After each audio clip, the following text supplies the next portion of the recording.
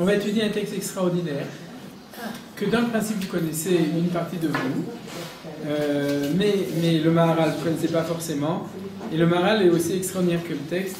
Et bien entendu, c'est une préparation à la fête de Shavuot. S'il y a des gens, comme j'ai dit, je fais un cours à 11h chez moi à la maison le soir de Shavuot. S'il y a des gens qui habitent à côté ou qui ont envie de marcher, vous prie ma baille un cours. Hein, c'est pas toute la nuit. C'est où? C'est chez moi. Ephrata 34, appartement 20, dernier étage. C'est-à-dire, mais de toute façon, ceux qui veulent venir, vous me dites, vous me prévenez, je vous enverrai une... Et l'ascenseur automatique? Non. Ok, c'est-à-dire. Alors, le limoud qu'on va faire, c'est un texte de la Gemara de Maseret Shabbat Daf Peichet. Donc j'ai aussi photocopié en haut, vous voyez, dans la page 1, le texte de la Gemara elle-même pour qu'on voit le texte tel qu'il est. Moi, j'aime bien qu'on voit le texte. Ensuite, il est cité par le Maharal, mais au moins on l'aura étudié à l'intérieur. Ça commence 1, 2, 3, 4, 5 lignes avant la fin, c'est-à-dire au milieu du texte, il y a marqué Torah Shabbat Darash, le mot Darash. C'est-à-dire, je vais vous trouver comme ça parce qu'en fait le Rashi à droite il monte plus haut. Donc, il faut savoir de manière générale que la Gemara dans Maseret Shabbat, Daf Peichet, c'est là-bas, c'est tous les midrashim connus sur le Matan Torah, Kafale marqué Gigit, Naseh Venishma, la date de Shavuot, toutes les Gemarotes essentielles sont là-bas. Donc quelqu'un qui a envie pour toute la nuit d'étudier un texte de Gemara de Haggadah, il y a le commentaire du Maharal, il y a le commentaire de Rav Kook, de Enaya, etc. Donc c'est un texte à étudier. Comme vous savez, juste pour que ce soit clair, le Harizal, les Mukoubalim ont dit que, et le Zohar HaKadosh, d'abord c'est marqué dans le Zohar Bereshit et Parashat Emor, que pour bien recevoir la Torah, il faut étudier la nuit d'avant. Chez les Mekoubalim, il y a un seder très simple, c'est pour ceux qui veulent savoir le seder des Mekoubalim. Et après, on peut étudier ce qu'on veut. Les Sfaradim sont plus mehader dans cette chose-là. Les Ashkenazim, ils vont un cours ou deux après, ils disent qu'il vaut mieux prier avec Havana le matin. Pour les Sfaradim, il y a marqué... Quoi? Bon, d'accord, je dis rien. En tout cas, mon maître Rav Moshe Bochko disait aussi comme ça. Mais dans le Sharakavanot, Managit, chacun choisira son maître.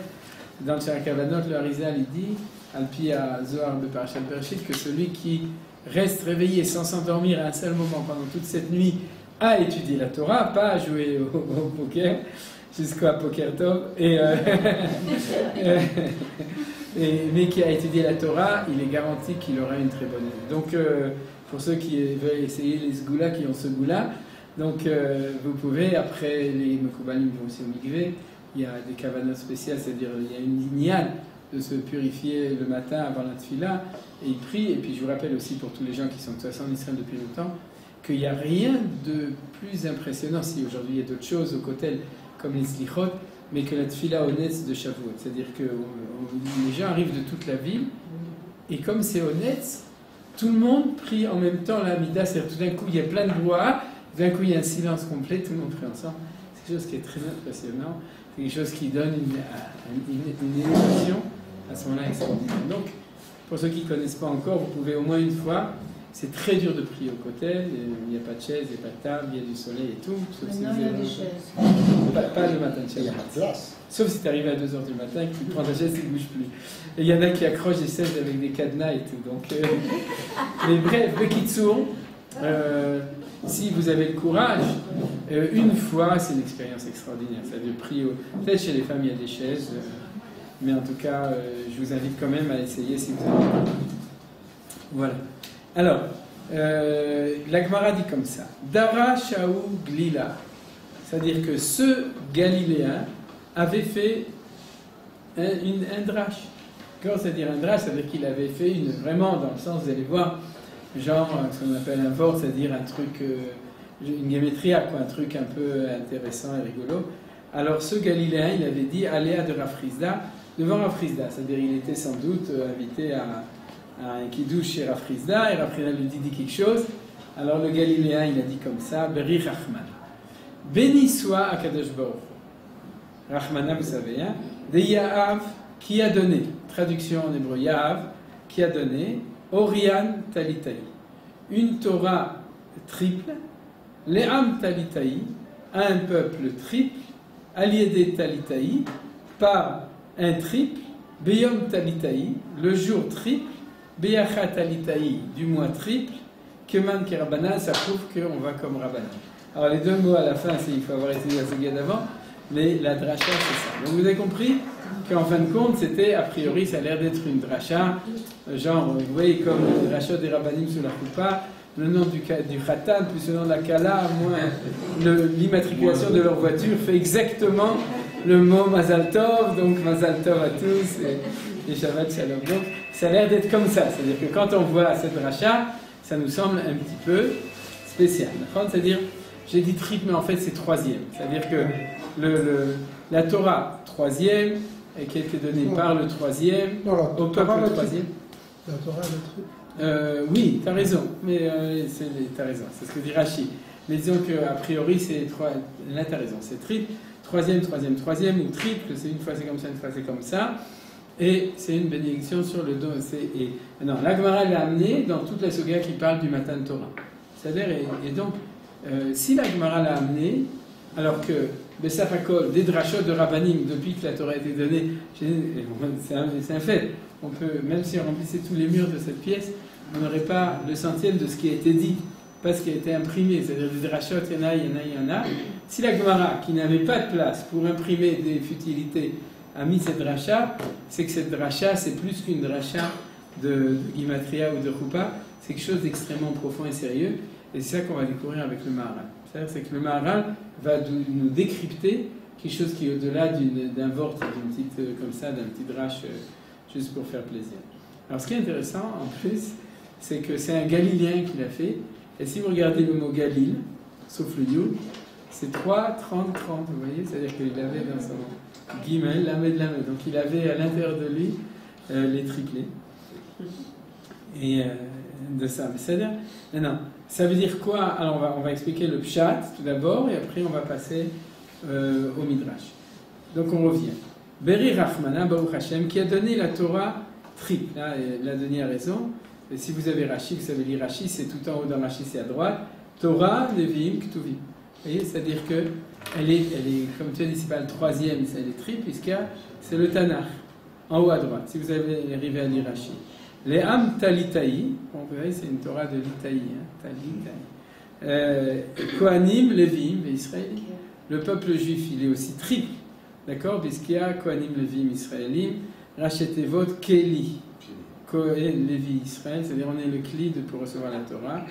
Aliédé Tlitaï, c'est qui? Moshe. Pourquoi? Là, c'est le troisième. Tlitaï le Véten, c'était le troisième qui est sorti du ventre de sa mère. Myriam, Aaron ou Moshe. D'abord Myriam l'aîné, ensuite Aaron et ensuite Moshe. Et ensuite, Veyom Talitaï, c'est le Prisha, c'est ça qu'on va voir tout de suite. Et Yachat Talitaï, pourquoi? C'est quoi le troisième mois? Nissan, Iyar, Sivan, voilà. Donc, comme on compte les mois à partir de Nissan, la Torah a été donnée en Sivan, aujourd'hui Rosh Chodesh Sivan, donc là-dessus ça marche bien. Le troisième jour, comment on fait le troisième jour? C'était le combien de Sivan? Ah bah oui, le septième. Après les 3 jours de je sais pas quoi. Sixième ou septième? Marloquet. Alors, c'est là qu'on arrive aux deux derniers mots, Keman Kerabanan. Alors, c'est pas le sujet de cette année, ce sera le sujet de notre année. Mais en fait, qu'est-ce qui se passe? C'est qu'on ne sait pas quel jour la Torah a été donnée. Parce que ça, c'est extraordinaire. On sait quand on est sorti d'Égypte, on sait quand est-ce qu'il faut faire Yom Kippour, mais on ne sait pas quel jour la Torah a été donnée. C'est une discussion entre Rabbi Yossi et Chachamim. Rabbi Yossi dit le 6 Sivan et les Chachamim disent le 7 Sivan. Et la halakha, c'est comme Chachamim. C'est important de savoir quelle est la halakha. La halakha, quel jour c'était donné, non? Nous, on fait le 6 Sivan. Donc, mais la halakha, c'est-à-dire qu'Ilou, la Gemara dit comme Chachamim. Les Chachamim, ils ont dit pourquoi? Qu'est-ce qui s'est passé? Vous savez ce qui s'est passé? C'est que Hachem, il a dit à Moshe, je vais te donner la Torah et tu vas la transmettre. Et les Juifs, ils ont dit non, ça ne marche pas comme ça. Nous, on veut entendre le don, c'est-à-dire les 10 commandements, on ne veut pas l'entendre de Moshe Rabbeinu, on ne veut pas un intermédiaire, on ne fait pas confiance aux intermédiaires juifs, et on veut l'entendre directement du producteur. Ouais. On veut que ce soit Akadosh Baruch Hu lui-même qui nous donne les Aseret Adibrot, les 10 paroles, on veut l'entendre de lui. Et à ce moment-là, dans les tractations, c'était le 3e jour des tractations. Ça a commencé le 1er Sivan. Aujourd'hui, aujourd'hui, on commence un processus extrêmement important. C'est-à-dire que c'est le 1er Sivan que le peuple juif est arrivé au pied du mont Sinaï et que Hachem et Moshe Rabbeinu, ils ont commencé à discuter comment ça va se passer. On dit que Aya, Moshe, il montait, il arrivait comme aujourd'hui, il montait, il descendait du Sinaï au peuple, il leur disait, Hachem il a dit comme ça, ils ont dit comme ça, Massa ou Matan, vous savez, ils ont discuté. Et donc à ce moment-là, ils ont dit non, c'était déjà le 3e jour, le 4e jour, et le peuple a dit non, on veut entendre de Akadosh Baruch Hu. Akadosh Baruch Hu, il a dit ah, vous voulez entendre de moi les 10 paroles, très bien, alors on repousse de 3 jours le Matan Torah ou de 2 jours. C'est la discussion. Shosha Amim al Tikshu Elisha, pendant 3 jours, vous devez séparer les hommes et les femmes, pas de relation conjugale pendant 3 jours, et à ce moment-là, je donne la Torah. Alors il y en a qui disent que c'est le 3e jour, donc c'est Sivan. Il y en a qui disent qu'il faut attendre 3 jours, donc c'est 7 Sivan. Vous avez compris la différence entre les deux, Rabbi Yehuda, Rabbi Yossi et Chachami. Ça, la discussion, c'est pour ça que la Gemara dit, Dieu qui l'a donné le 3e jour, c'est comme Chachamim, c'est-à-dire qu'on a dû attendre un jour de plus 7 Sivan. Ça, vous avez suivi maintenant l'explication de toute la Sugia d'avant. C'est pour ça qu'on avait besoin de Galilaï pour savoir cette chose-là. C'est ce que dit Rashi, Beyom Talitaï la Prisha.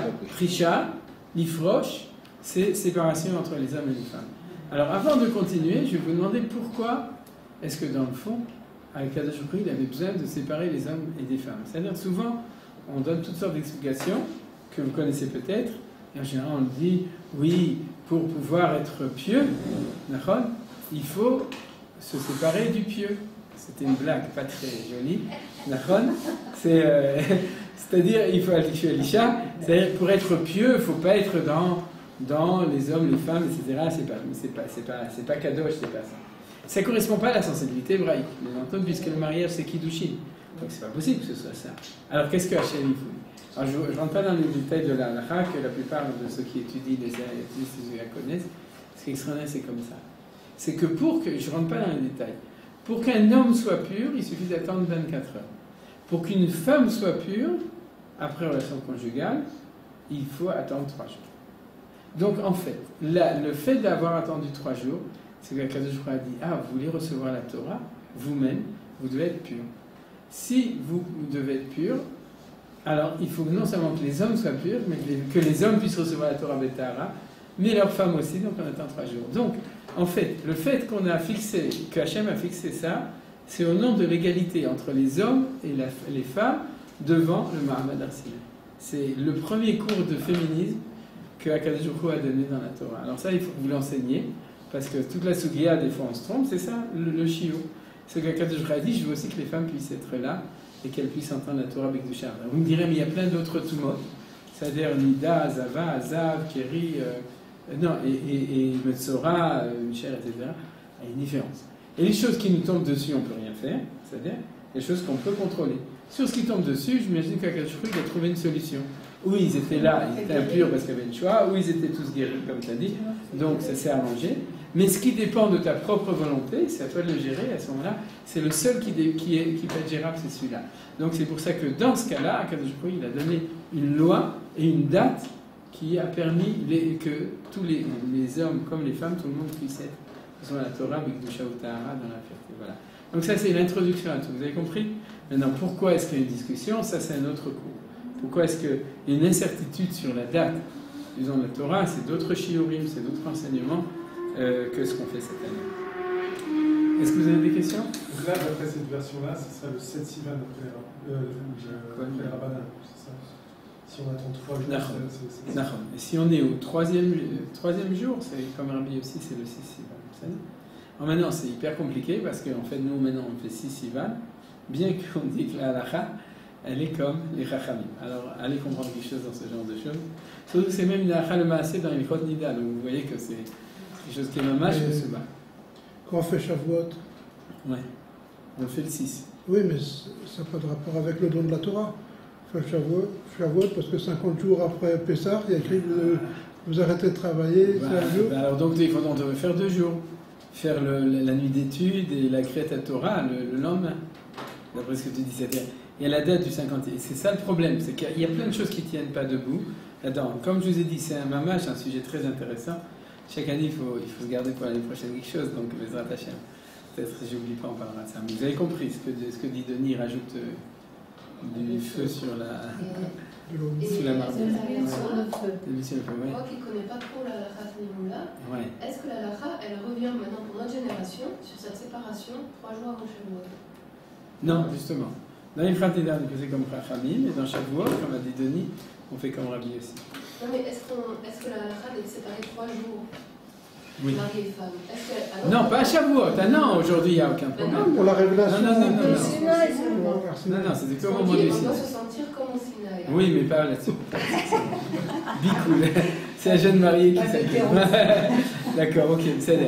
Qu'est-ce que je vais dire? Au contraire, la preuve que le Mahamad Har-Sinaï, c'est-à-dire cette exigence, n'était pas pour exprimer le fait qu'il y a incompatibilité entre être un juif pieux ou saint et être en relation avec Dieu, c'est que ça c'était circonstanciel au moment du Mahamad Har-Sinaï, mais que vous savez d'où on apprend que les hommes et les femmes ils doivent vivre ensemble et qu'ils doivent avoir des enfants.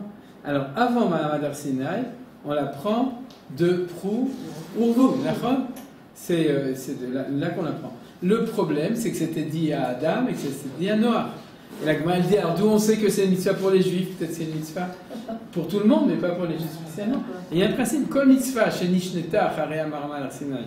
Ken, imlolo, c'est-à-dire si Dieu l'a répété après, oui, et sinon non. Alors ils ont dû chercher un endroit où il y avait où on nous disait que les juifs ils devaient revenir, qu'ils devaient vivre conjugalement et avoir des enfants. Et vous savez, c'était pas facile à trouver. Par exemple, la Brit Mila, où c'est marqué dans Parshat Tazria, Vayom Hashmini, Imol, Belsar, Orlato. Donc on a un pasuk mefourash. Mais pour ça, où est-ce qu'on trouve le prix Piria, Verivia, ouais. Dans Bereshit. Non. Dans Bereshit. Non, mais après Matan Torah. Le fait que la loi a été exprimée pour le peuple juif. Juste après Matan Torah, Hachem dit à Moshe, va dire aux enfants d'Israël, Shuvu lachem lo alechem. Retournez dans vos tentes. C'est quoi retourner dans vos tentes? Vous avez compris. C'est recommencer à vivre de manière conjugale. On apprend là-bas qu'on doit avoir des enfants. C'est-à-dire, donc il faut vivre conjugalement et avoir des enfants. Et c'est là qu'on apprend. Mais ça veut dire quoi? C'est-à-dire qu'on apprend le fait qu'il faut vivre mari et femme et avoir des enfants. On apprend du Mahamad Har-Sinaï. Ne crois pas, parce que vous avez eu le Mahamad Har-Sinaï, que du coup c'est devenu un idéal de rentrer dans les ordres, c'est-à-dire au monastère. Non, au contraire, c'était circonstanciel, mais Dafka, c'est là que tu apprends qu'il faut être. Parce que la suite de la Kedusha, c'est de faire rentrer la Kedusha dans la tente ou dans la maison. Vous avez compris?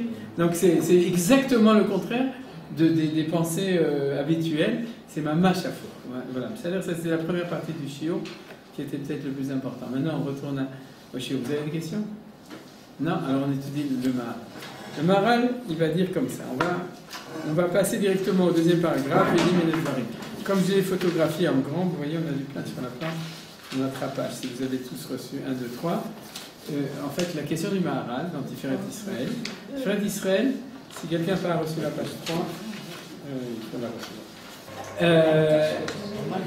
Alors voilà, regardez. Ben oui, c'est 3, ben oui, c'est l'Itaï. On est obligé, j'avais pas pensé à ça. Donc, la question du Maharal, d'abord, le livre de Tiferet Israël, c'est le livre sur Shavuot. C'est-à-dire, Gvurat Hashem sur Pesach, Gvura, Agdula Gvura, Tiferet sur Shavuot, et Netzach Israël sur comment ça s'appelle, sur Tisha B'Av.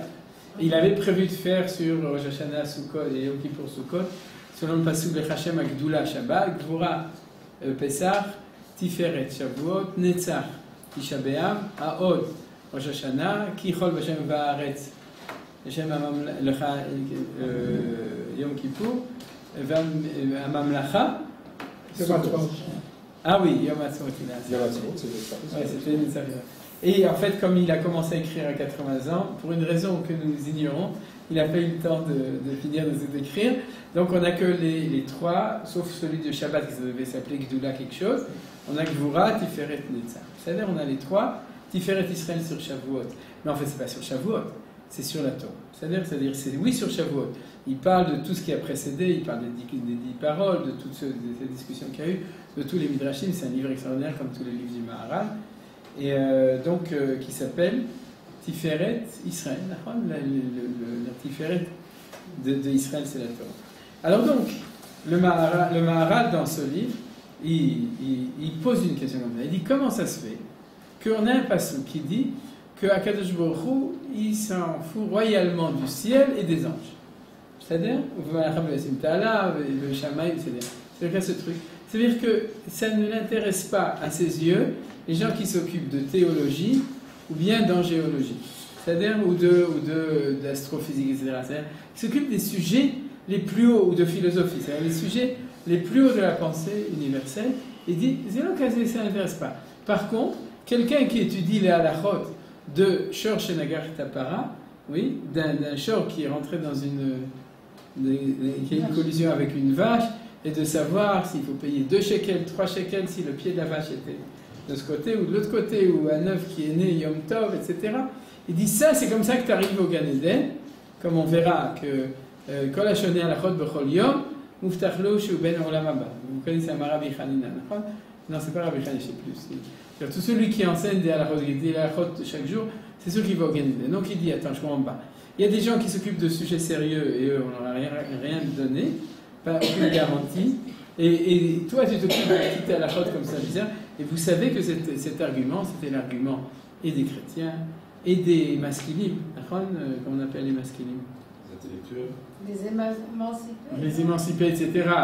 Et il y avait toute une sarcastique de ces juifs qui passent leur temps, les rabbins dans les yeshivotes, à s'occuper de futilités, alors que nous, on s'occupe de grandes choses. C'est-à-dire la politique internationale et la philosophie et la pensée, etc. Les choses qui sont vraiment importantes.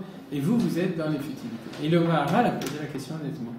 Le Maharal, il parlait aussi de philosophie et de pensée et de choses autres. Mais il a dit, c'est quand même marqué que quelqu'un qui fait un petit acte de mitzvot et avec un dikdukim, alors il a un grand salaire, et celui qui étudie ces choses-là. Alors, comment c'est possible? Et c'est ça le sujet qu'on va étudier aujourd'hui. Il dit comment c'est possible ces choses-là, et il va répondre avec cette Gemara qu'on étudie. Vous avez compris la question. Donc la question, c'est le premier paragraphe. Il amène l'obachamim l'orchakam itan. C'est-à-dire, c'est pas dans le ciel. Veine, vous voyez le deuxième paragraphe. Veine midat varim asher em yeduim kien davar shu yoter raoui lidabek bo itbarach rak hayosher. Donc, on va lire une phrase ou deux et on va rien comprendre. Ensuite, je vous donne la clé et le Bezrat Hashem va comprendre. Et voici que il y a des choses qui sont connues, qu'il n'y a pas de choses qui sont plus aptes pour avoir la dvekout avec Hachem, c'est-à-dire de s'approcher, de se coller à Hachem. Vous savez ce que c'est Deve, de se coller à Hachem, Rak HaYosher, que la rectitude. Donc le mot-clé, c'est la rectitude. Le fait d'être dans le Yosher, dans le droit chemin. C'est-à-dire, et comme c'est dans le droit chemin qu'on s'approche de Hachem, donc c'est comme ça, c'est là-bas qu'il va chercher. C'est quoi le droit chemin? On avait déjà parlé, mais je me souviens qu'en fait on a déjà tout étudié. Mais heureusement, chaque fois c'est sur un autre sujet, donc on peut rester. Vacher ou yotse mina yosher ou mitracher.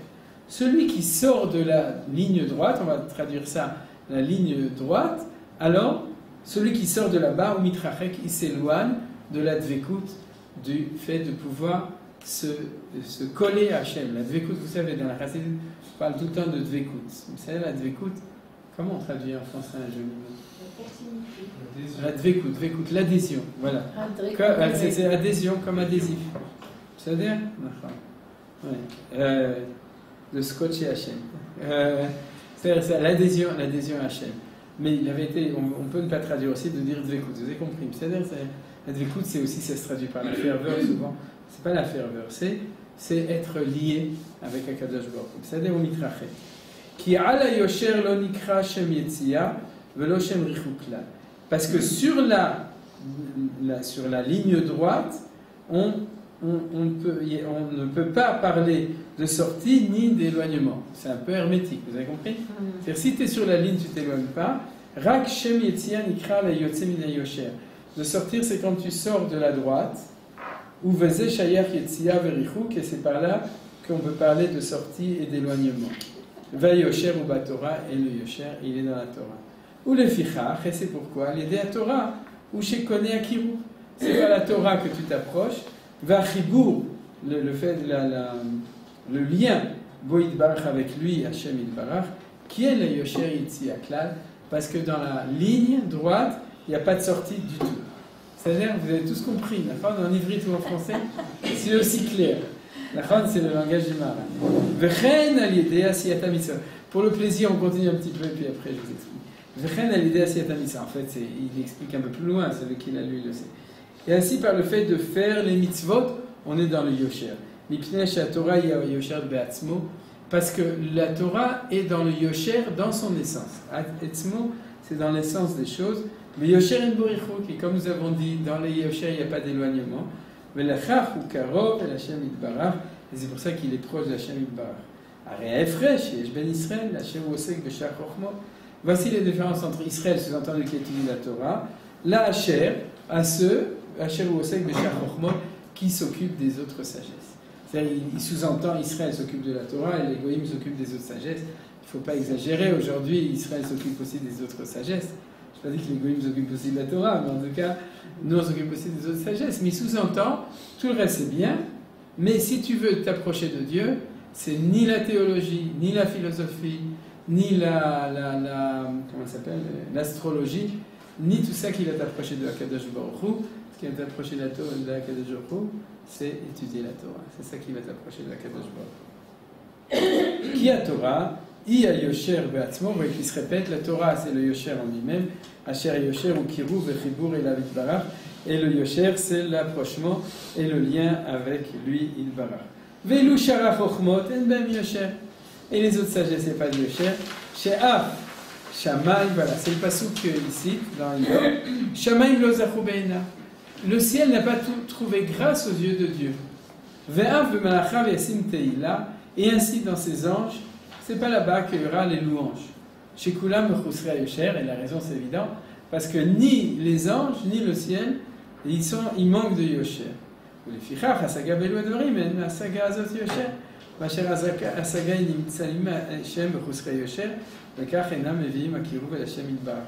Et c'est pourquoi le fait d'atteindre ou de comprendre ou d'appréhender ces choses-là ne permettent pas d'appréhender cette ligne droite, puisque cette appréhension-là, dans ces existants-là, qui manquent de Yosher, c'est pour ça qu'ils ne peuvent pas amener le fait de s'approcher vers Hachem Yitbarach.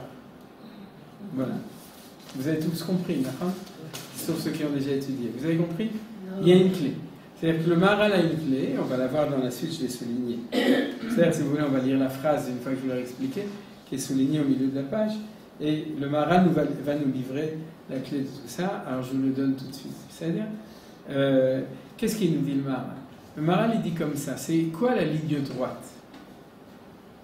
Où est-ce qu'elle est ? L'étude de la Torah. Oui, d'accord, mais géographiquement, où est-ce qu'est la ligne droite ? Au milieu. Au milieu. Elle n'est pas à droite. D'accord, c'est le Kavem Tsaïm. C'est là l'erreur. C'est-à-dire que les gens qui disent qu'ils sont droits, ou qu'ils étudient le droit, ou qui votent à droite, ouais, c'est-à-dire pour être droit, ils pensent que le droit, on avait déjà parlé, il est à droite. C'est-à-dire, ils se trompent. Il est au milieu. C'est-à-dire la ligne du Yosher, c'est toujours la ligne médiane. Et c'est ça que le Maharal va nous dire. C'est-à-dire qu'en fin de compte, ce qu'il va dire, c'est que ce Galilaï, c'est-à-dire, quand on nous parle du troisième, on ne nous parle pas du troisième l'un après l'autre comme il semble dire, par exemple, premier jour, deuxième jour, troisième jour, premier mois, deuxième mois, troisième mois, Myriam, Aaron et Moshe, etc. C'est pour ça que, c'est-à-dire, et ni triple Torah, Nevim, Ktuvim, c'est-à-dire, c'est ni triple, ni troisième, c'est celui qui est au milieu. Et ça, on en a parlé plein de fois. Mais ici, c'est expliqué extraordinaire. Quoi ? Pourquoi troisième sur le milieu ? Ah, pourquoi troisième ? Alors voilà, c'est ça qu'il va dire. C'est parce que pour arriver au milieu, tu es obligé de passer toujours par, comme je disais, la thèse, l'antithèse et la synthèse. Celle qui est au milieu, c'est la Kedusha. C'est celle qui est au milieu. Tu es obligé de passer. Comme disait Manitou, tu ne peux pas commencer par Yaakov. Tu dois Abraham précède, Yitzhak Gvura et Yaakov Tiferet. C'est-à-dire, et comment on traduit le mot Tiferet en français ? L'harmonie, voilà, c'est ça, et c'est pour ça que c'était le titre. Et celui que mon maître à Moshe Bochko, mon Riverabé, aimait tout le temps à dire, c'est que la Torah et toute la Avodat Hashem, c'est toujours à la recherche de l'harmonie. C'est un art, de trouver l'harmonie. Et c'est, en hébreu, ça s'explique, ça se traduit par Tiferet. Donc, c'est pas seulement que ce texte est important pour se préparer à Shavuot, c'est que c'est sans doute le texte central pour le Maharal qui va expliquer tout le Mahamad Har Sinai. Puisqu'il a nommé le nom du livre qui parle de Matan Torah, il n'a pas appelé Gdoulat Torah ou Gvorat Torah, il a appelé ça Tiferet Israël. C'est-à-dire que pour lui, ce qu'on est en train d'apprendre aujourd'hui, c'est l'essence même de la Torah. Alors d'accord. Alors comme c'est un thème que vous connaissez, grâce à Manitou, grâce à tout ce qu'on apprend, on va lire la ligne qui est écrite, vous voyez au milieu, et après on va étudier comment est-ce que le Maharal va expliquer chaque chose. Il dit comme ça. Chez Kol Davar à Meshulash, chaque chose qui est souligné au milieu. Ah, d'accord. C'est-à-dire, je donne le poteau rose avant pour pouvoir. Parce que si on était arrivé jusqu'à là sans rien comprendre, ça a été un peu fastidieux. Chez Kol Davar à Meshulash, chaque chose qui est, en français on dit triangulaire, mais qui est de 3, ou chez Eshbo Yosher Ba'avurash Lishi. C'est à ce moment-là, grâce au troisième, que va apparaître, émerger le Yosher, chez Uba Imtsa, qui est au milieu, En note mina Yosher, qui ne se sépare du Yosher, Lola Yamin, Velola Smol. Vekacher Yeshbet, Belo Gimel. Et lorsque tu as 2 sans 3, c'est ce qu'on appelle Yeshbet, En kan Yosher, il n'y a pas de rectitude, chez En kan Imtsei, parce qu'il manque le milieu, chez Yosher, qui est la rectitude, qui est un ligne. Donc en fait, c'est-à-dire, alors je vais expliquer les choses de cette manière-là, si vous voulez, on va expliquer comme ça. Quelle est la lettre avec laquelle Hachem il a créé le monde? Quelle est la lettre? Avec le Bet, d'accord? Pourquoi il a créé le monde avec le Bet? Parce que lui, il est un, et que pour le monde soit différencié de lui, c'est riboui, il est multiple. D'accord? C'est une des raisons. Il y a d'autres phénomènes de séparation entre le créateur et la créature, mais c'est que lui, c'est l'unité, et que le monde, c'est Alma de Pirouda, c'est un monde de séparation, et Miutrabim Shtai. Le minimum du pluriel, c'est 2. C'est-à-dire que si tu veux sortir de l'unité, à ce moment-là, il faut passer à 2. Et Akadosh Baruch Hu, quand il a fait le monde, tout est duel dans le monde. C'est-à-dire il y a le bien, le mal, le créateur, la créature, la lumière, l'obscurité, c'est-à-dire, etc., le masculin, le féminin. Tout est en dualité. Pas en duel, c'est-à-dire, ça c'est pas obligatoire, mais en dualité. Tout est en dualité. C'est comme ça que Akadosh Baruch Hu a créé son monde. Tout est en opposition de valeurs contraires, et c'est comme ça qu'on avance. C'est-à-dire, une fois je l'avais dit, au nom du professeur Yoshua Dufour, Hachem ten lo briut varichut yamim betov, c'est que pour avancer, un homme, il a besoin de 2 pieds, et il est en dialectique, pied gauche, pied droit. C'est-à-dire on n'est pas ni avec une roue, ni comme les anges qui sautent, c'est-à-dire on doit avancer en dialectique constante, entre deux valeurs opposées. Et c'est comme ça que les choses y avancent. C'est-à-dire tout avance par une unité de contraire. C'est-à-dire, alors ça, le monde a été créé. Maintenant, qu'est-ce qui manque dans le monde? Dans le monde, ce qui existe, c'est la dualité. L'opposition de 2 valeurs contraires. Qu'est-ce qui manque dans le monde? La connaissance de la valeur médiane. C'est-à-dire, maintenant, vous me direz, mais c'est pas difficile. D'accord? Si un truc, il est à droite, celui qui est à gauche, c'est-à-dire, si un c'est 150 et l'autre 50, je fais la moyenne des 2, c'est à 100, et puis le problème est résolu, d'accord? Si trop fort c'est comme ça et pas assez fort c'est comme ça, je fais la force intermédiaire entre les deux, et j'y suis arrivé. S'il fait ni trop noir, il faut ni trop noir ni trop lumineux, je règle un petit peu jusqu'à ce que j'arrive à la valeur médiane. Les scientifiques ou les gens sont tout le temps en recherche et arrivent à trouver un point d'équilibre. Mais Manitou a dit que c'est faux. Et en fait, c'est ce Maharal qui est marqué ici. Il faut juste savoir, par Manitou, pour le savoir, c'est-à-dire qu'il disait toujours qu'il faut savoir. Le monde naturel, dans le monde naturel, il n'y a pas la valeur médiane. La tiferet, c'est-à-dire la valeur du Yosher, de Mtsa, n'existe pas dans le monde de la création, de la Bria, de Bereshit. Dans le monde de la création, on est en dialectique permanente, mais qui est en fin de compte une dialectique de zigzag.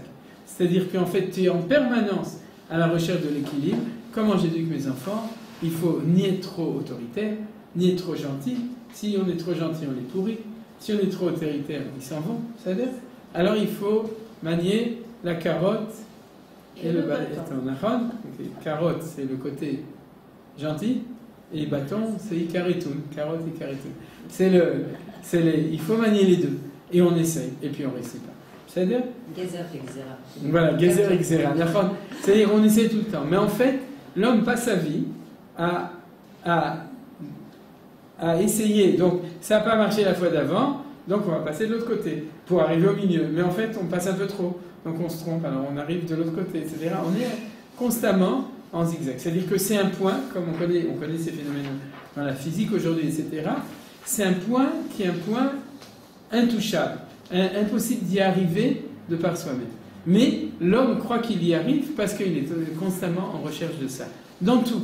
C'est-à-dire, oui, juste j'aurais dû être plus ferme, j'aurais dû être plus gentil, ou bien j'aurais dû donner plus de zakat. Ah non, j'ai donné trop, donc j'aurais dû donner moins. Ou j'aurais dû faire plus de khumrot, non, je fais trop de khumrot, donc je fais un peu une coulotte. Oui, c'est-à-dire, il y en a qui sont sans coulotte, avec des coulottes, etc. Donc, c'est les révolutionnaires. Quoi? C'est l'extrême. Ouais, c'est ça. Etc. Et tout comme ça, d'accord? Il faut que je fasse plus de sport, moins de sport, que je mange plus, que je mange moins, que je dorme plus, que je dors moins, que je prenne plus de vitamines, moins de vitamines, que j'étudie plus, que j'étudie moins, que j'étudie plus de ça, moins de ça. Tout est comme ça. Toute notre vie, on est en recherche d'équilibre. Et ce qui est intéressant en plus, c'est que tout le monde est sûr que nous, on est équilibrés, et que c'est les autres qui sont... Ah oui, il exagère, il est trop... Ah lui, il exagère, il est trop cool, Psader, etc. Ou celui-là, il est trop gentil, celui-là, il est trop... Mais moi, je suis dans le truc. Bah, sauf on n'y est pas, parce qu'on est totalement en recherche. Mais il s'avère qu'on est totalement en recherche, parce que c'est le Gilouï à Eloki. Et c'est où? C'est la l'œuvre de Anochi. C'est-à-dire que quand la Torah est arrivée dans le monde a trouvé la réponse à l'équation médiane de toute chose. Vous avez compris? C'est-à-dire que dans toute chose, il y a le point médian de cette chose-là, et c'est ça que la Torah nous a révélé. Pourquoi? Avec le Aleph. Parce que ce Aleph, c'est pas laissez tomber tous les trucs, il n'y a que moi, Ken Enod Milvado, dans le sens Allah, c'est lui qui dirige tout, etc. Et plus rien n'existe, il n'y a que sa dictature du point médian. Non, c'est que est apparu le point troisième qui a permis de donner la synthèse dans tous les questionnements qui existaient depuis la création du monde. Puis le Aleph, c'est une ligne droite avec une partie à droite. Voilà, il y a fait c'est un Vav au milieu et un Yud en haut et un Yud en bas. C'est-à-dire qu'en fin de compte, c'est une ligne droite avec celui d'en haut, celui d'en bas, la tendance à droite, la tendance à gauche, et le Vav au milieu. Yud et Vav, vous savez combien en Gematria? 26. 26, c'est le nom de Akadosh Baruch Hu. Ça, c'est marqué dans les écrits Sfarim Akdoshim. C'est marqué, c'est expliqué. Il y a une littérature énorme sur cette chose-là. C'est comment apparaît l'être Aleph. Mais vous avez compris, l'Aleph, c'est pas le point qui n'a pas encore, c'est pas développé en deux. C'est pas l'avant-dualisme. C'est que les deux sont déjà apparus.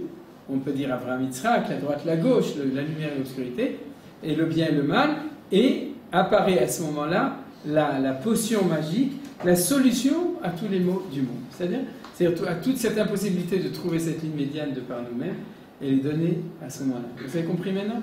Alors, donc, il faut d'abord analyser, il faut donner cette thèse et cette antithèse, c'est analyser le problème tel qu'il est, et puis après on va chercher. Alors je vous dis BLP tout ce que le Maral dira, et puis on va le retrouver, mais il ne le dit pas de manière aussi. Maintenant, qu'est-ce qui est extraordinaire? On pourrait le mettre au tableau. C'est-à-dire, mais en fait, l'erreur des gens, c'est de penser qu'il y a une ligne médiane absolue, et que du coup, il y a une droite et une gauche. C'est-à-dire que, et du coup, il y a ceux qui sont trop à droite, ceux qui sont trop à gauche, etc. Et puis il y a une ligne médiane absolue. Non, c'est faux. Il y a une ligne médiane relative de chaque question, de chaque homme, de chaque existence et de chaque problématique. Si on atteint la Yosher, on est le Yoresh. Bien fait. Akadosh Baruch Hu. Torah Tziva Lanu Moshe, Moracha Keilat Yaakov. Yaakov, il est quelle vertu? Tiferet. Et Moshe? Tiferet aussi. Ah oui, il y a une autre, on dit Netzer Vod, Netzer c'est Moshe. Mais malgré tout, on dit Moshe mis le Gav et Yaakov mis le Bar, ou le contraire. C'est-à-dire qu'il y a à l'intérieur et à l'extérieur de la vertu de Tiferet, c'est Yaakov et Moshe, les deux ensemble. C'est-à-dire que Torah Tziva Lanu Moshe, Moracha Keilat Yaakov, Yoresh, comme tu dis, Yosher, Yafé Meod. C'est-à-dire qu'en fin de compte, notre Torah, va nous dire le Maharal, notre Torah, elle ne te donne pas, c'est pas une science comme les autres sciences. C'est pas qu'il y a les sciences physiques, les sciences de la musique, les sciences des mathématiques, puis encore une Chokhmah, c'est la Chokhmah de la Torah. Non. Notre Torah, c'est la science de l'équilibre dans toutes les sciences. Vous comprenez? C'est-à-dire, toutes les sciences vont être l'analyse du bête. C'est-à-dire, elles vont poser la question du bête sur n'importe quel problème. Ils vont rester bêtes. C'est-à-dire, ils vont dire, on peut faire comme ça, on peut faire comme ça. Il faut équilibrer les trucs. Où tu es à Et bien voilà, Torah, elle va donner la solution de trouver à chaque question cette chose-là. Et c'est ça qu'on vient d'apprendre maintenant. Vous comprenez? C'est-à-dire, qu'est-ce qu'il a dit le Maharal? Je ne reprends pas les mots dans les mots. Il dit, quand tu sors du Yosher, tu t'éloignes de la Dvekut Ba'akadosh Baruch Hu. Si vous voulez, on peut le dessiner comme ça. C'est comme une menorah. Et la science de la Torah, c'est celui-là. Il y a 6 sciences, on l'avait déjà appris une fois, fondamentales. Vous savez qu'il y a les 7 Chokhmot, les 6, c'est les trucs qui sont. Mais il n'y a que celui-là qui arrive jusqu'au En Sof Baruch Hu, jusqu'à Akadosh Baruch Hu. C'est-à-dire, personne ne t'a dit de ne pas étudier la médecine, la physique, le truc, etc. Mais tu seras toujours dans la dualité des deux côtés. Tu veux trouver la synthèse entre les trucs, et tu dis la science du tronc, comme disait Jacques. Ouais. Oui, on fait des chidushim aujourd'hui que même au Mont Sinaï, personne n'a jamais entendu. Nachon. Et donc, c'est du tronc central qui est celui dans lequel. Alors, pour ça qu'il a dit que tant que tu es dessus, tu peux avancer, tu peux reculer, tu peux être plus haut, tu peux être plus bas, tu ne sors pas du Yosher. Vous avez vu cette phrase qu'il a dit? C'est-à-dire que quand tu es dessus, tu es toujours dans le Yosher.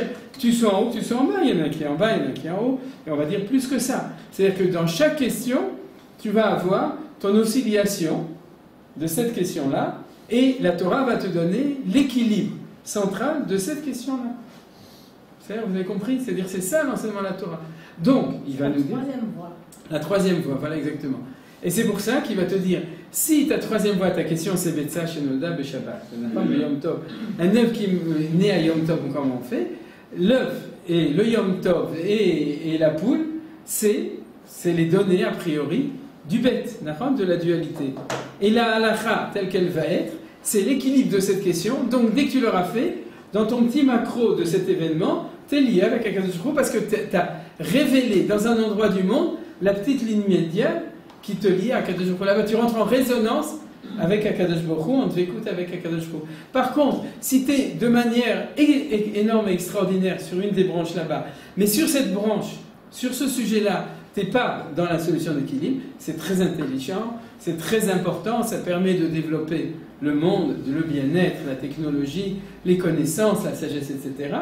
Mais tu ne seras pas à l'intérieur de la Dvekut vers Akadosh Baruch Hu. Tu seras dans les connaissances de la nature et du monde. Vous avez compris le chidouche du Maharal? Ah, donc c'est ça le chidouche de... Alors vous voyez, c'est ça qu'a dit ce Galiléen. C'est-à-dire, il a dit Beri Rachmana, béni soit Dieu. Alors vous voyez que ce n'était pas marqué dans le chat de Rashi. On était dans le 3e, après Moshe, après Aaron et Myriam, le 3e mois. Donc on ne voyait rien de tout ça. On croyait que c'était un petit drache comme ça. Même pas un drache entier, un midrash. Mais en fin de compte, c'est pas du tout ça. C'est que le Galilée, Beri Rachmana Deyei Vorian, béni soit Akadosh Baruch Hu, qui a donné une Torah qui nous donne la clé de la voie médiane de la 3e qui est ici. Alors, puisqu'on a compris, vous avez des questions? Alors, si vous n'avez pas de questions, on continue d'étudier ce que dit le Maharal. On s'est arrêté. Après ce qui était souligné. Après ce qui était souligné. Non, on est à la 5e ligne de la même feuille, la feuille 2, au milieu, qui est une Torah, vous voyez? Mais si vous voulez, vous reprendrez chez vous après le début du texte, vous verrez que les mots du Maharal prennent un sens précis, c'est-à-dire tout ce qu'il a dit. Alors pourquoi il le répète plusieurs fois? Parce que vous voyez bien que ce n'est pas des idées évidentes, donc il faut les reprendre pour bien être sûr de l'avoir bien compris. C'est son style de répéter. Oui, mais on croit qu'il répète. Il fait des loups. Voilà, il fait des loups, pour qu'on puisse regarder ça. On a grandi avec la loupe. Alors, on parle de là-bas à Meshoulash, c'est la traduction, c'est triangle, il parle vraiment d'un... Ah, c'est triangulaire, parce que c'est droite, gauche, milieu. Ah, c'est le principe du Magen David. Il parle d'un triangle... Triangle... Non, ça veut dire, c'est pas seulement quelque chose qui a 3 côtés, qui est droit. Non, c'est le 3e, celui du milieu qui est droit. Non, mais ça veut dire qu'il sous-entend que le 3e point du triangle, il sera entre les deux. Voilà, au milieu, exactement. C'est pas tout le temps le cas. Ah non, c'est-à-dire dans le triangle de la Torah, oui. Ah, c'est-à-dire, mais en fait, je vais dire, c'est le contraire. Si tes 2 points sont là, disons, ne font pas un triangle, disons que c'est la Nekuda, tu fais une ligne, tu veux dire. Si tu pousses de ce côté, le point médian, il change. Si tu tires de ce côté, le point médian, il change, tu comprends? Tu le déplaces là-bas, ça va être qualitativement un nouveau point médian. C'est-à-dire, c'est comme ça. Alors, qui est la Torah? Regardez, vous voyez, qui est la Torah? La Torah, elle n'étudie pas l'essence des questions matérielles en eux-mêmes. C'est quoi l'étude des essences des choses de la matière en elle-même? C'est le deux premiers points. La maout, l'essence des choses, c'est-à-dire tout ce que les gens étudient toute leur vie quand ils étudient autre chose, c'est-à-dire ils étudient les deux premiers points. Ça, ils étudient la tension entre les deux choses. Et la ligne, à la limite au milieu, entre les deux. Le retsef entre les deux points, les deux extrémités. Il n'y a que les actions que l'homme fera, c'est-à-dire on parle des mitzvot, Torah mitzvot, Mashegazar Hashem Yitbarach, qu'Akadosh Baruch Hu a décrété, d'accord? Mais je dirais que en mitzvot enam et la gzerot. Vous savez qu'un synonyme du mot mitzvah c'est gzera dans le langage de Chazal. Kol omer aken tzipor yagiur racham eshatkim oto sheoseh midotav shel Akadosh Baruch Hu rachamim ve'enam et la gzerot. C'est-à-dire que les mitzvot sont des gzerot. Et pourquoi il utilise le mot gzera? Ça vient de quelle racine? On coupe.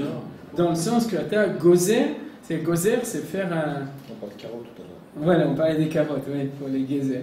Et mais c'est-à-dire, c'est couper, ça veut dire en fait chercher cette ligne médiane. Je pense que c'est ça qu'il veut dire. C'est-à-dire ou gzerot chez l'eau, et même si c'est pas vrai, c'est-à-dire c'est gzerot. Il veut dire les gzerot de la Kadosh Baruch Hu yesh bahem min hayosher, ils ont le yosher.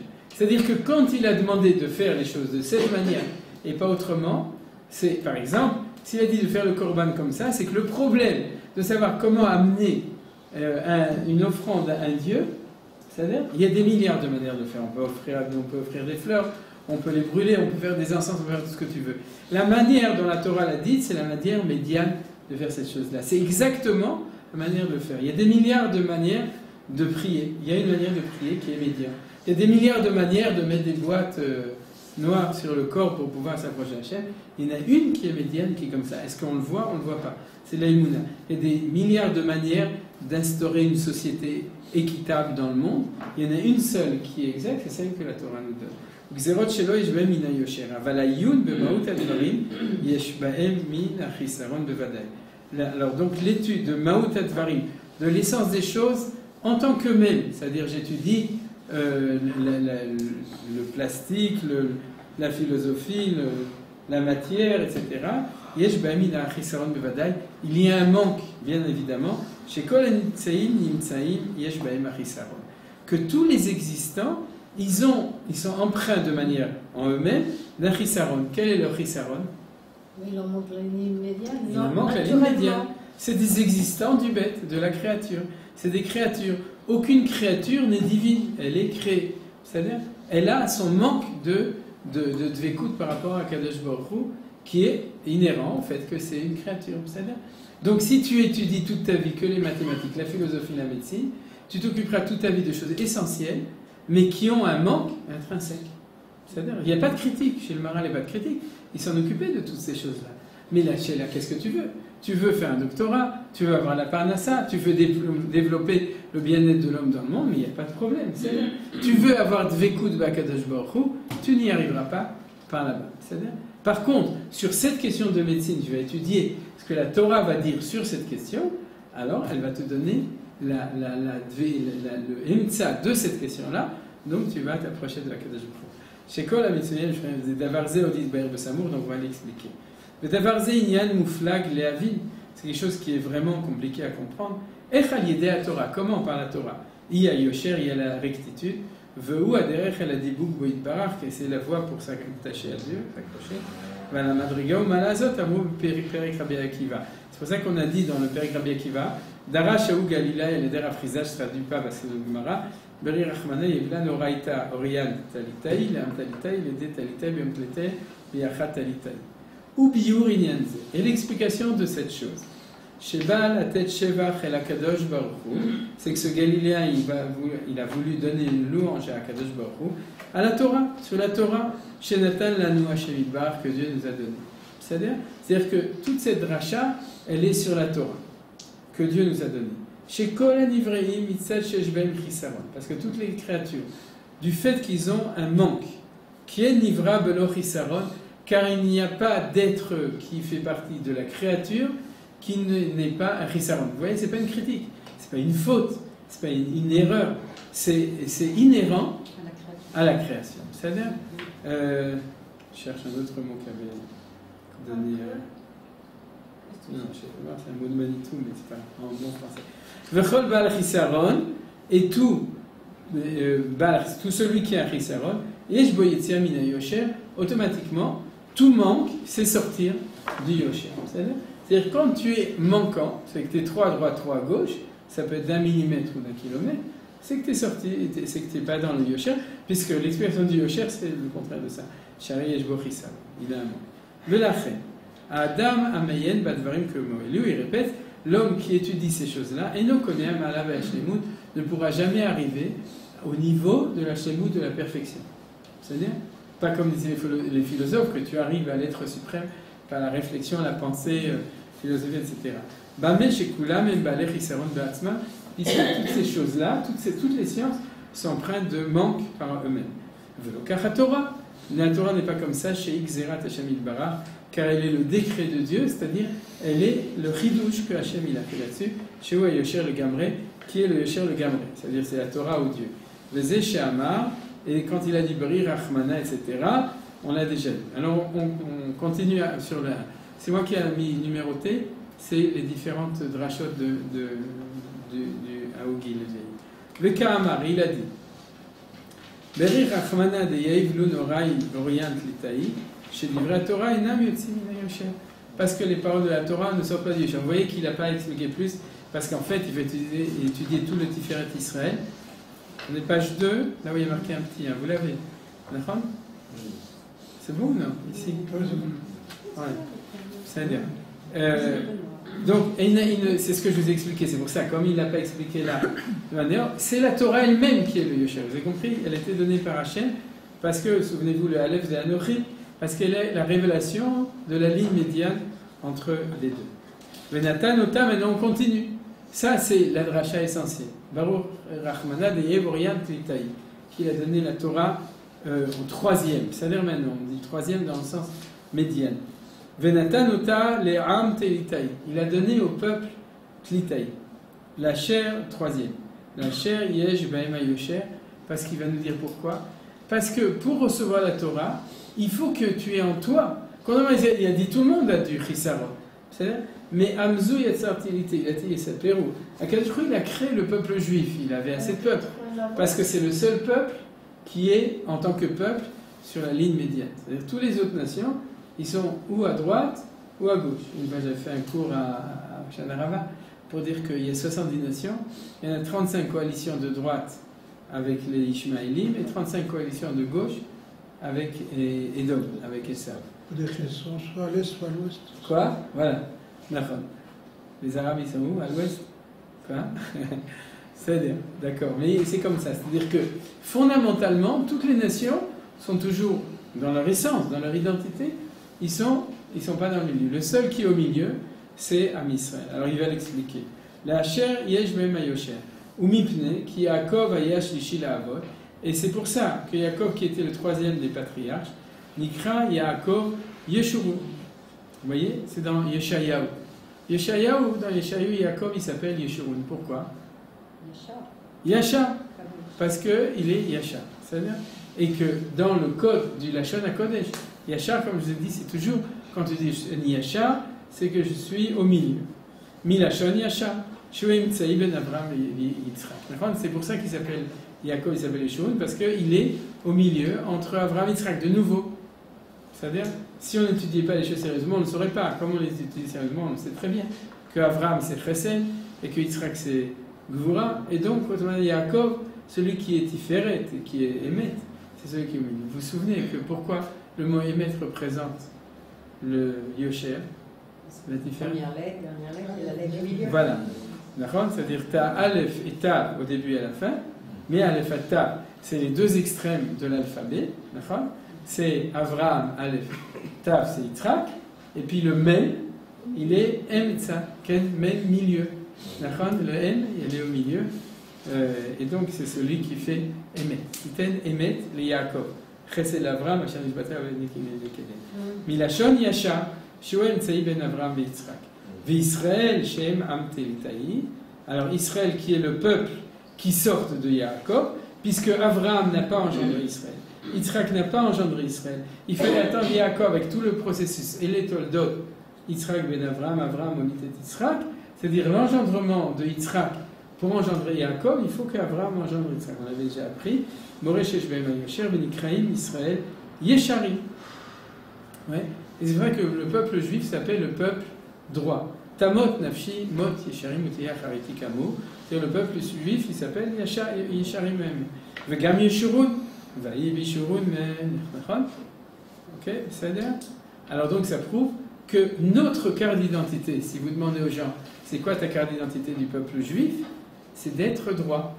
Ah, il va dire, ah, vous êtes droit, mais pourtant il y a la mafia en Israël. Angel, etc. Ouais. Okay. Alors donc... Il faut l'équilibre avec les tzadikim.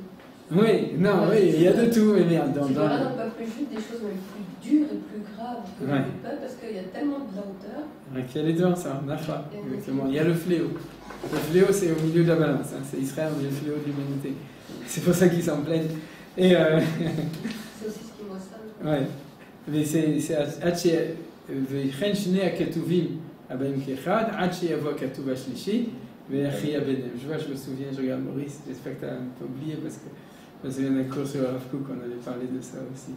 C'est Hachi Abenem Acha, c'est le fléau qui fait l'équilibre entre les deux, c'est celui qui vient au milieu. Alors regardez. Et d'accord, il s'appelle Yeshurun, d'accord, il s'appelle Tamot Nafshi Mot Yesharim. Mais il y a plus que ça. Où le fait que le mot Israël montre qu'on est Yachar. Yachar, alors il ne le dit pas ici, il le dit à un autre endroit. Je ne sais pas pourquoi il ne l'a pas dit ici. Mais en tout cas c'est clair. C'est Baruch Noir.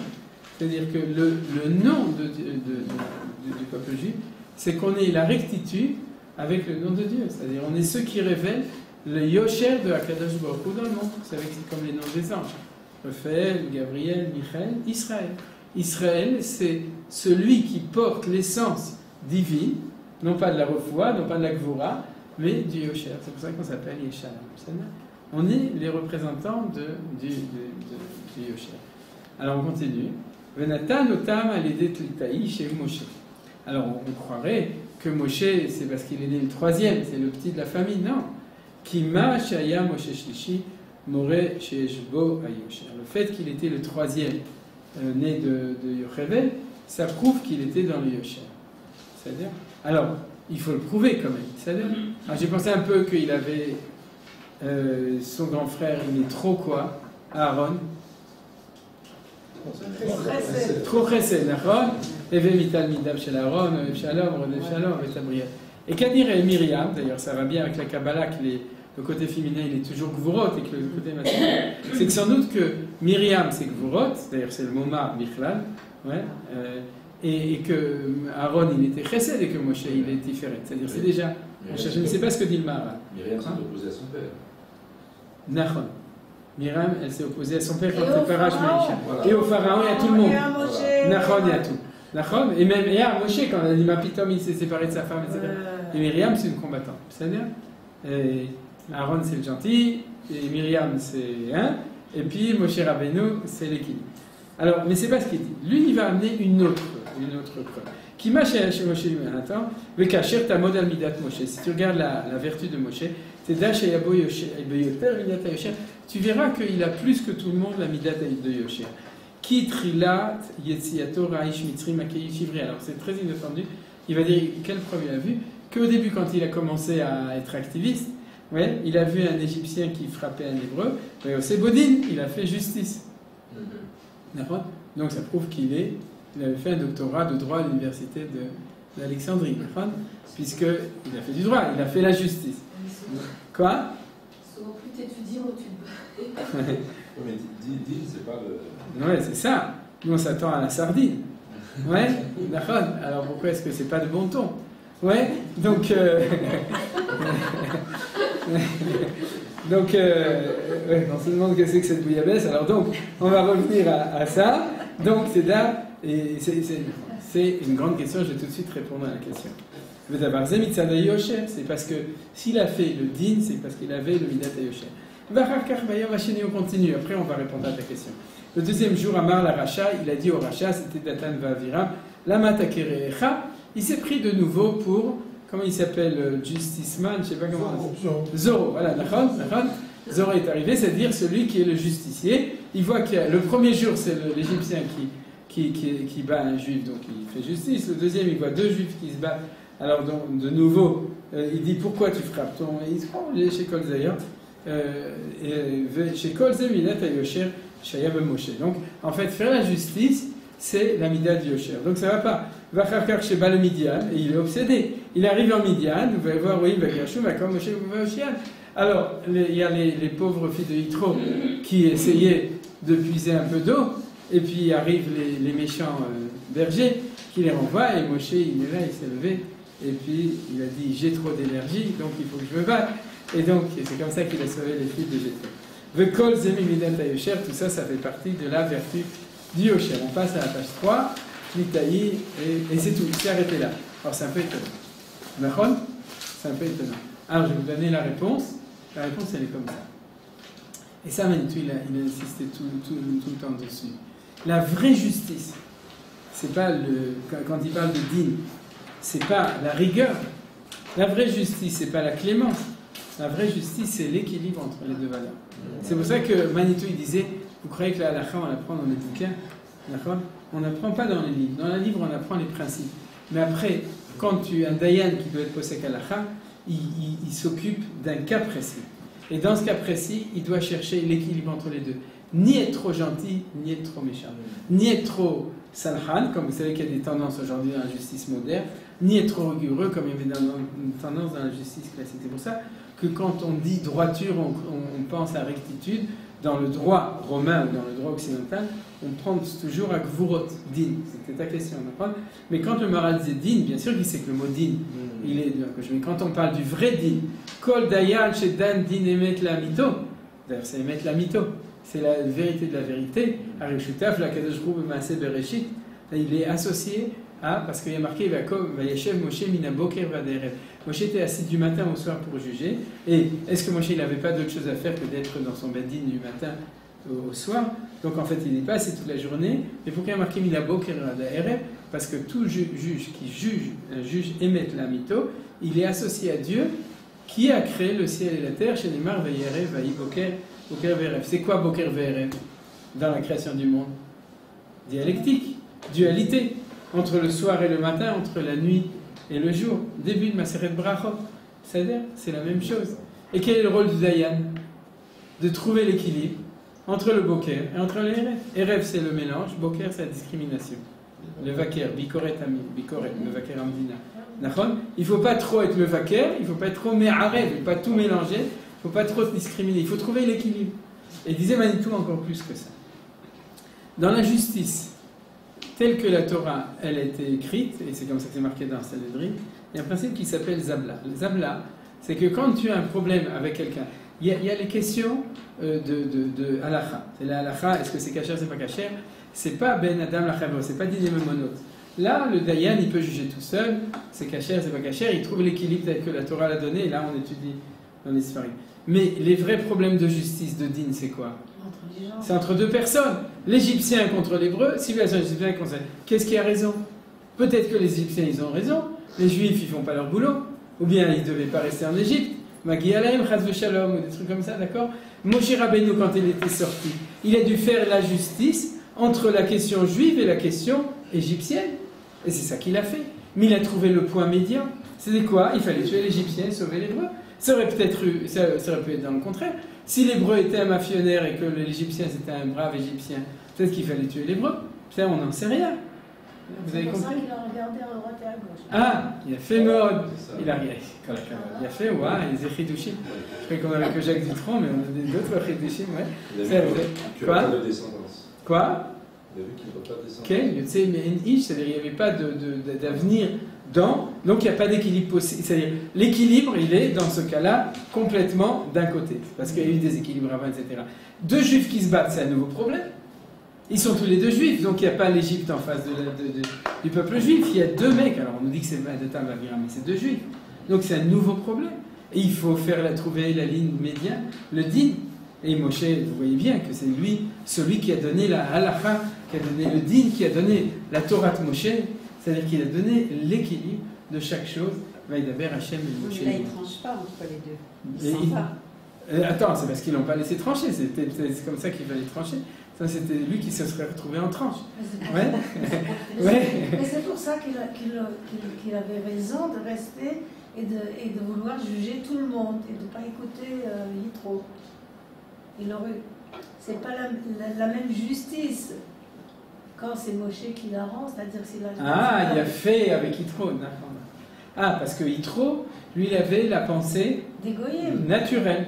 Voilà. C'est-à-dire, il faisait justice, mais pas avec les n'importe qui peut le faire. Elohim nitzav be'adatkel. Quand tu juges juste, alors Dieu est nitzav, est vertical dans l'assemblée du peuple. Et souvenez-vous, Sanhédrin 71, petit Sanhédrin, etc., ou 3. Alors c'est quoi Zabla? C'est s'il y a deux juifs, Moshe et Shimon et Lévi, Shimon et Reuven et Shimon, qui sont différents. C'est-à-dire, comment est-ce qu'on fait le tribunal de 3 qui va juger Dinim et Monot? Zeborer lo echad, Reuven il prend un dayan, Shimon il prend un dayan, et les deux dayanim ou les deux baladinim, Marloket Rabbi Yehuda et Chachamim, ils choisissent le troisième dayan. Vous avez compris? C'est comme ça. C'est pas comme ici ou en France où tu vas au tribunal et on t'impose les juges. Dans la justice hébraïque, c'est pas comme ça. C'est impensable, vous comprenez? Tu vas choisir ton dayan. Parce qu'il n'y a pas d'avocat. Quoi? Parce qu'il n'y a pas d'avocat. Oui. Mais en France, c'est le système de l'arbitrage qui est quand même très... Qui est comme ça. Ah oui, oui, mais dans l'arbitrage, il faut que tu acceptes le truc. Alors que là, ils vont te l'imposer. C'est quelque chose, c'est une justice, une vraie justice. Il n'y a pas moins que 3 dayanim. Oui, mais là aussi, l'arbitrage aussi, il n'y a pas de possibilité d'appel. Oui, mais il faut que tu le signes. C'est une sentence arbitrale qui s'impose. Mais bon, il faut étudier le premier père et Sanhédrin. Il y a une différence entre din et pshara. Ce que je dis, c'est dans le sud de la France. C'est peu cher. La chara, peu cher. Mais le din, il est comme ça. C'est-à-dire, tu trouves. Pourquoi, Manitou, expliquer? Si tu as une différence entre deux personnes que tu ne mets pas d'accord, c'est que l'un, il est plus du côté du chesed et l'autre, il est plus du côté de la gvora. C'est-à-dire, Reuven, il est chesed et Shimon et gvora ou un truc du genre. Et tu n'arrives pas tout seul à trouver. Il y a tellement de cas où les gens ne sont pas d'accord et ils ne vont pas au Beth Din. D'accord? Parce qu'ils se débrouillent entre eux, ils trouvent quelque chose. Mais si tu n'arrives pas, tu as besoin d'un recours pour trouver cette ligne médiane. Qui c'est? C'est le troisième Dayan. Parce que Shimon va amener le Dayan qui va le comprendre, Reuven va amener le Dayan qui va le comprendre, et le troisième Dayan, c'est le Dayan du milieu. C'est ça le din hébraïque. Vous avez compris? On est toujours au milieu. Et bien c'est ce qu'il a fait, Moshe Rabbeinu. C'est-à-dire que dès qu'il est sorti du palais de Pharaon et qu'il commence à agir, il agit dans le fléau entre deux personnes qui sont différentes. Les bergers contre les filles de Yitro, le machin, etc.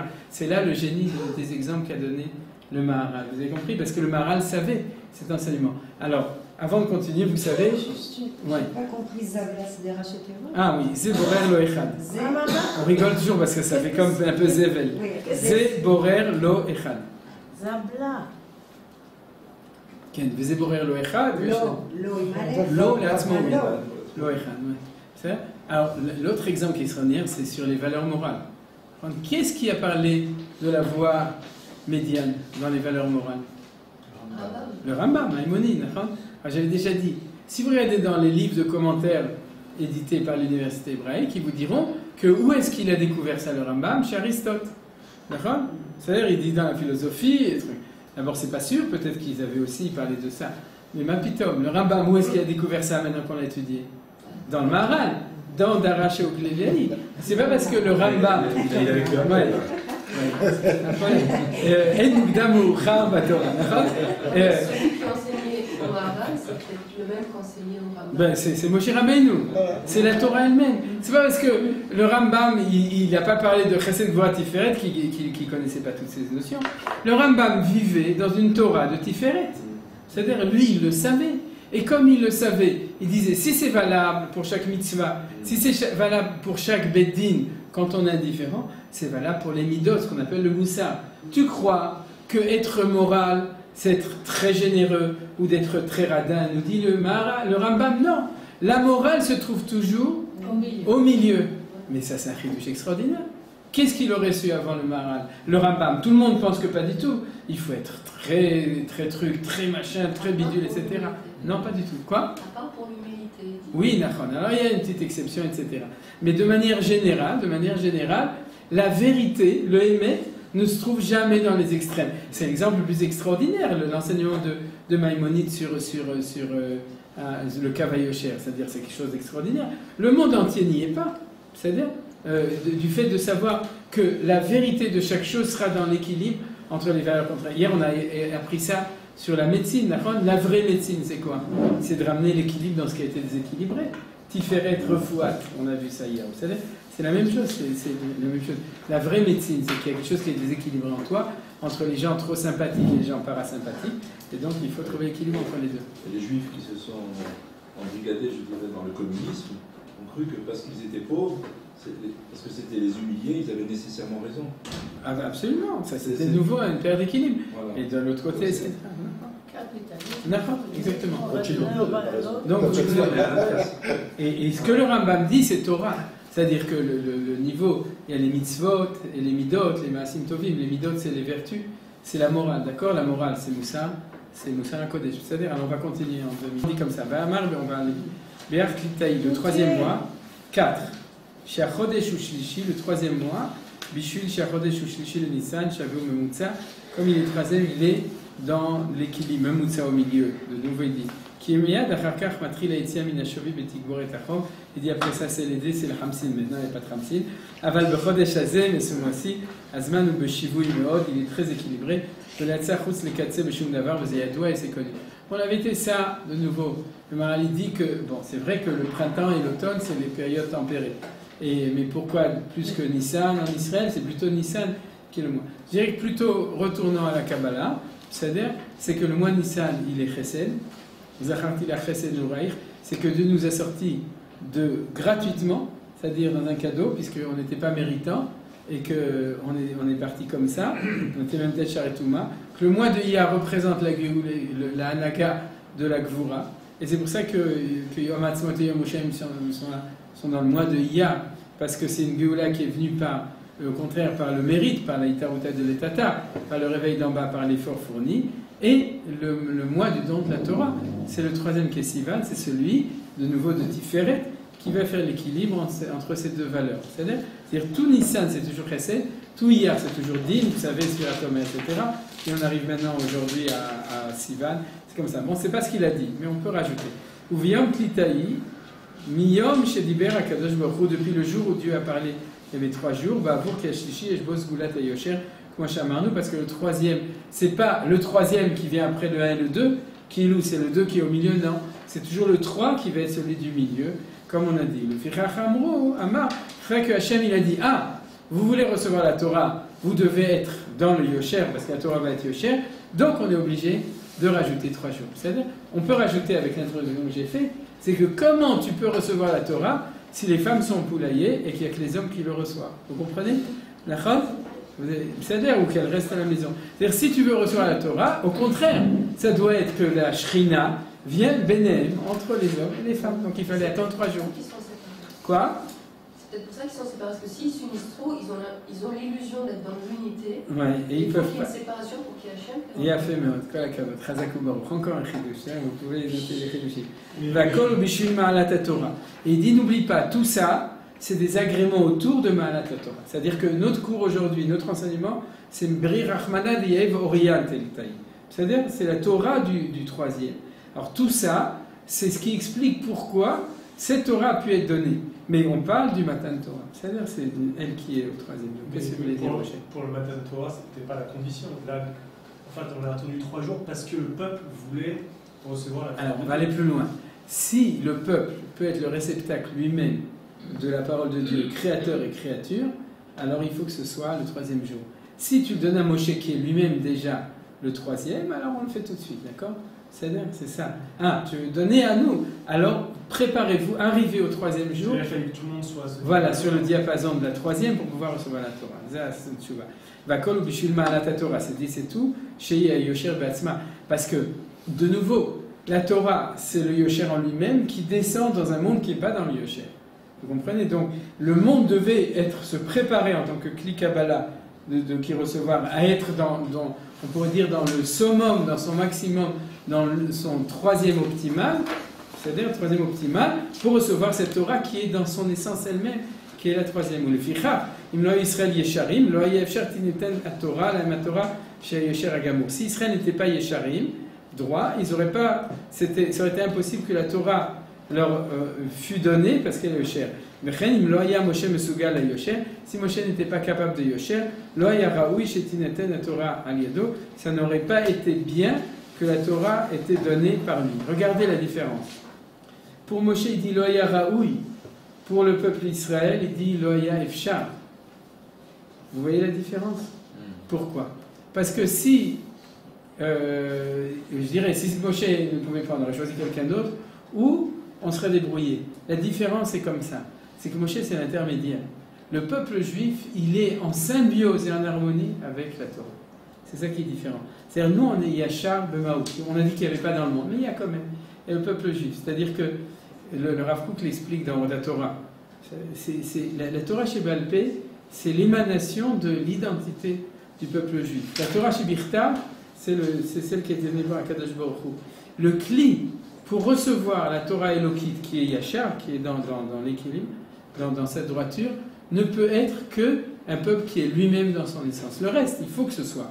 Il faut que dans le décor de Holi Har Sinai, dans le décor de tout, il faut le troisième jour, il faut le troisième mois, il faut le troisième, etc. Mais le peuple juif, c'est pas à ce niveau-là. C'est au niveau de celui qui est en symbiose, en atama, en harmonie absolue avec la Torah. Donc, c'est pour ça que Tiferet, la Torah, il a appelé ça, non. Tiferet, Israël.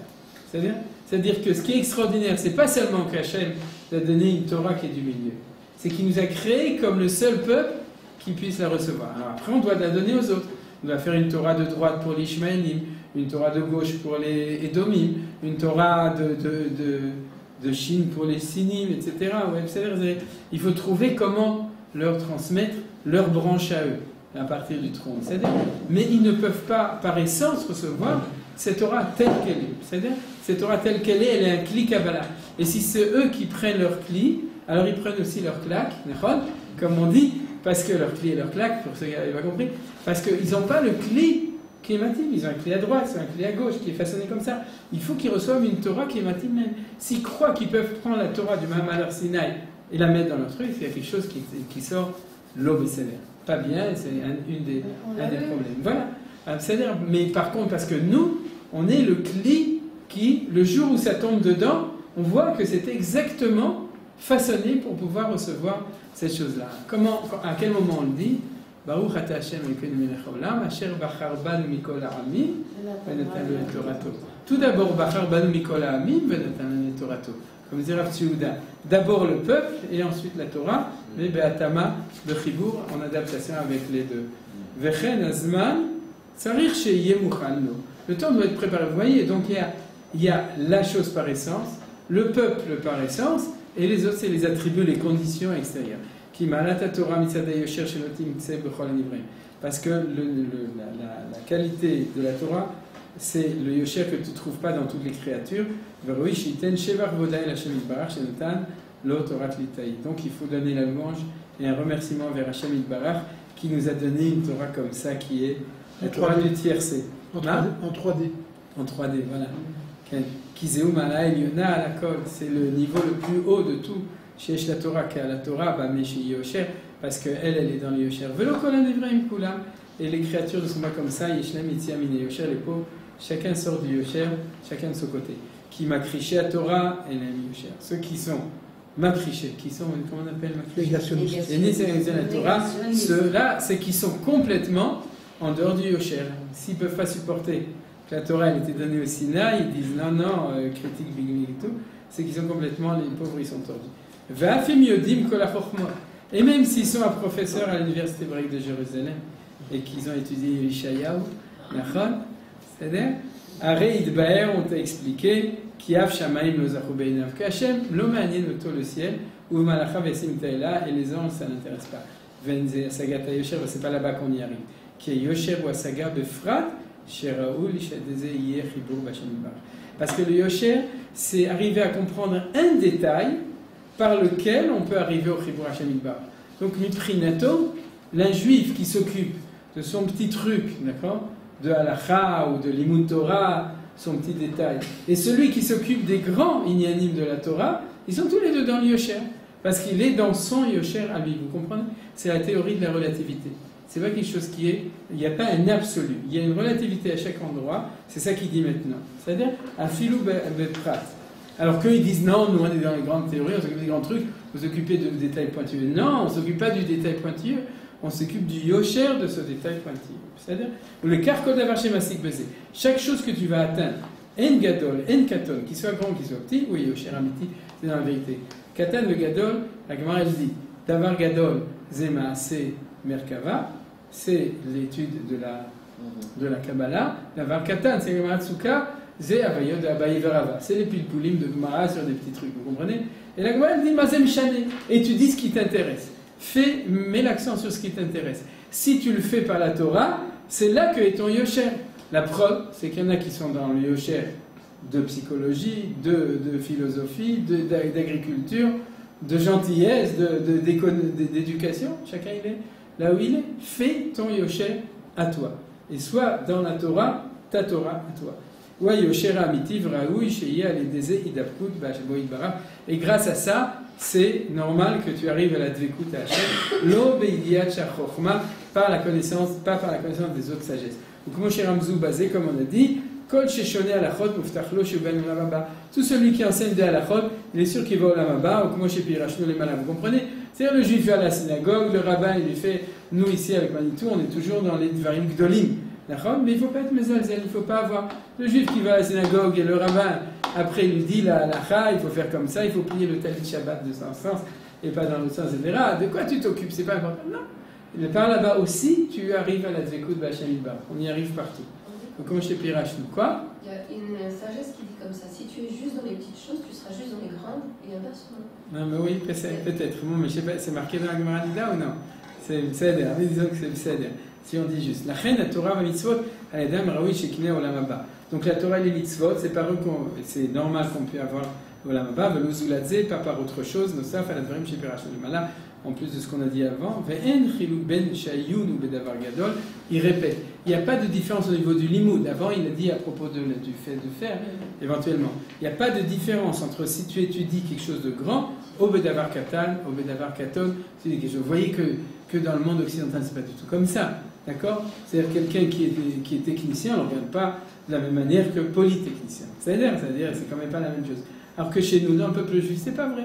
Un bon juif, d'accord, de synagogue, qui est droit, qui est yachar, qui est tov, qui fait les choses comme il faut, et un grand rave, hein, la Gemara dit, c'est la même chose. Chacun, il a ses voies pour arriver à Kadosh Baruch Hu. Rak davarze ou chashivut ou ma'alat asaga kasher osek bigzerat Hashem yitbarach. L'essentiel, c'est que tu t'occupes d'étudier ce que Hachem a décrété, c'est-à-dire à couper al-berouav sur ces créatures, shesh baim yaosher, et dans ces enseignements, il y a la droiture, vezeu tachlit ha'ma'ala elyona. C'est ça la finalité de la valeur suprême, veraoui sheyesh shevach hagadol al zeh, et c'est pour ça que c'est bien et c'est normal que si on veut complimenter ou on veut bénir Hachem, ça doit être là-dessus, Rabbi Hanania, etc.